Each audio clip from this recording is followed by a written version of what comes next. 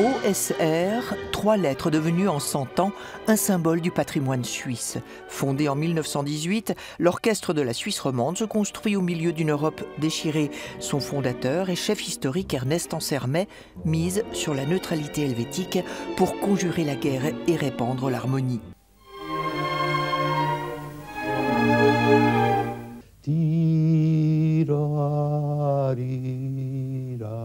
C'est l'image d'un homme qui respire d'une manière beaucoup plus tranquille, qui est dans une attitude contemplative et qui respire.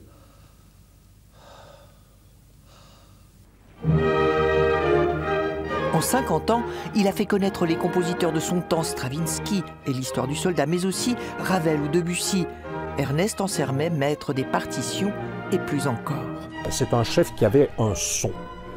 C'est très difficile à définir le pourquoi. Mais c'est propre peut-être aux œuvres que l'on utilise, c'est propre à la manière de les interpréter, et on avait une sonorité peut-être beaucoup plus aérienne, beaucoup plus vaporeuse. Une signature dont la radio suisse romande se fera l'écho dans les années 30. Des millions de personnes captent alors les concerts de l'OSR. La télévision, elle, popularise ses musiciens, 112 permanents et des stars de passage. Le disque, dans les années 50, va les immortaliser.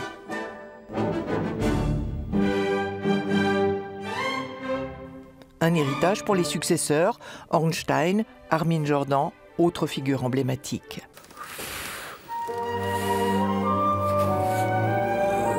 L'identité d'un orchestre, c'est pas l'identité du chef, c'est l'identité de l'orchestre. Et l'orchestre, qu'est-ce que c'est son identité? Pour moi, c'est clair, c'est la sonorité. 100 ans, le public a évolué, moins fidèle, plus éclectique. Jonathan Nott, son chef depuis 2016, a entrepris de dépoussiérer l'image tout en perpétuant la marque de l'excellence, le défi de l'OSR pour le XXIe siècle.